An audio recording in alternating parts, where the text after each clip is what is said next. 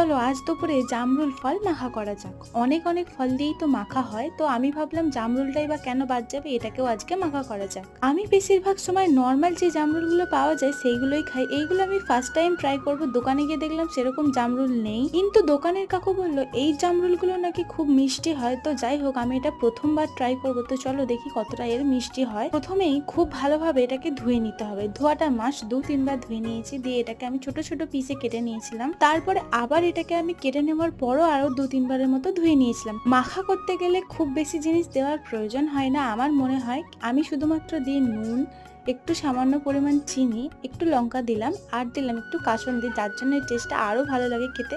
কাসুন্দি দিয়ে কিন্তু সব ফলই দারুণ লাগে খেতে। তো ব্যাস, আমার মাখা কমপ্লিট। এই মাখাটা চলো আমার স্টুডেন্টদেরকে খাওয়ানো যাক।